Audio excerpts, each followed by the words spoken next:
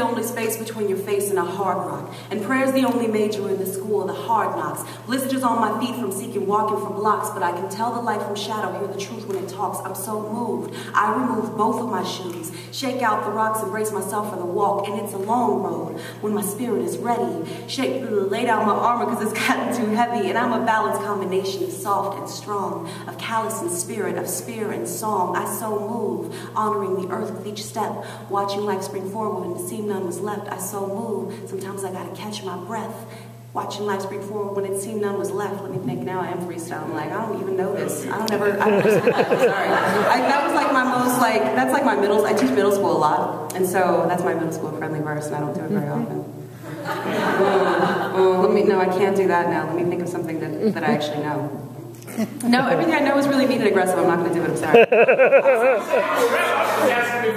Yeah, so I do that. Yes, I do that. Yeah. Well, now I feel like I should do something redeeming, but everything is so mean. It really is. Yeah, that's good. Maybe in the cipher. Yeah, in the cipher later in the parking lot or something. I'm sorry. I do, yeah. Oh, well, that makes sense, actually. There's only like a little tiny bit of cursing in that one, and it's not really aggressive. I don't want to do that. I want to read poems. There you go. That's y'all want to hear more Suzi Q? Yeah!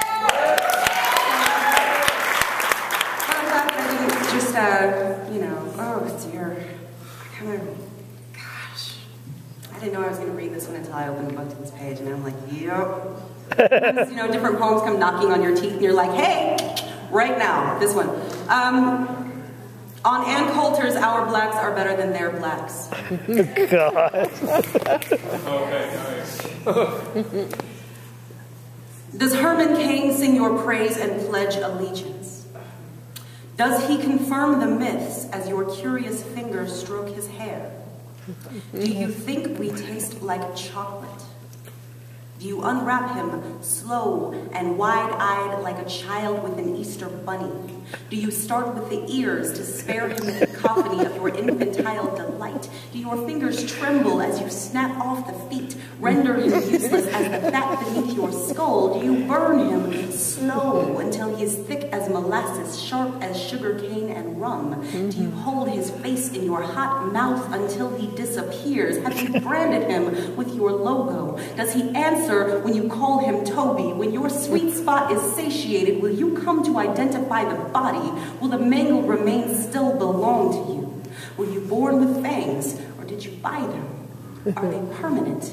Will the sugar of late season strange fruit rot them from your head? Do you drag teeth marks into his back to remind yourself of a better time? Do the ancestors have an aftertaste? Do your blacks smell the decay in your breath? Are your pearly whites haunted as heaven? Your teeth decapitated heads on picket fences, tongue a bullwhip warning? Do you open wide as the Atlantic and swallow them whole into your belly? Is it then that they remember how to pray? Will they still be good when you regurgitate them, or will their sweet be tarnished by your insides? Is your bile as black as the people you swallow? Will it be black enough to revolt? Will you still then try to call it yours?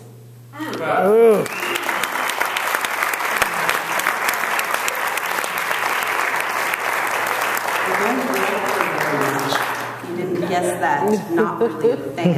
Again, any questions, comments, concerns?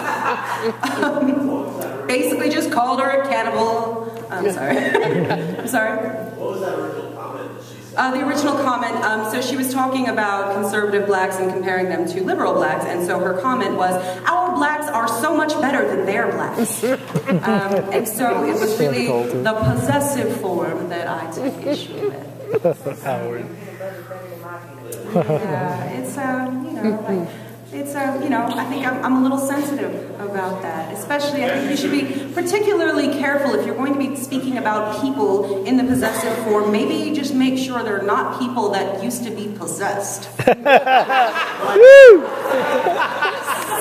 you don't want to, be a little bit careful. I'm just saying. Yes? Now you said that you teach middle school. I'm not a classroom teacher, I'm a workshop teacher, so it's very, very different. What type of, how do you do that? question. Like, how do you approach the middle schoolers, the agitated and hyper and everything, get them to channel everything to what you're trying to teach them?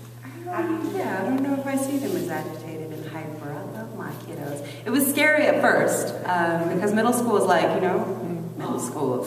Anything but middle school, And then I got getting more and more calls to go into middle schools, and now I'm like, these are my little honeys. I love them. So it's very, very accessible content. I developed my own curriculum based on what they can access and what they can do, sharing pieces with them that make sense, that are relevant. And then in one middle school, I have a 10-week program. I work with flowbots.org.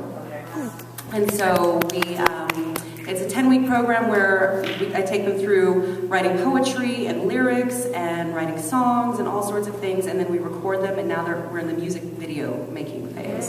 So they get to make their own music videos. So that's pretty engaging for, any middle schooler, like, what? I can write my own song and record it and make a video? Yeah, I'm coming to this class.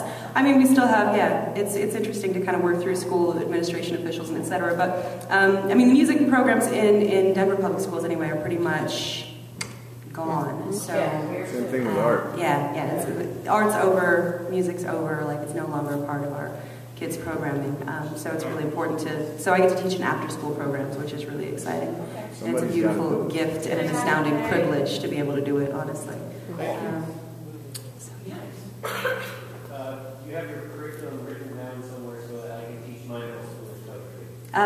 I can share some things with you. I think it's important to customize based on what you are drawn to and what you like. So it's a very personalized thing. But I can certainly share with you some prompts that I think are very accessible. Absolutely. So just come in. You can grab my contact info after this. Yeah. Anybody else? Questions, comments, concerns?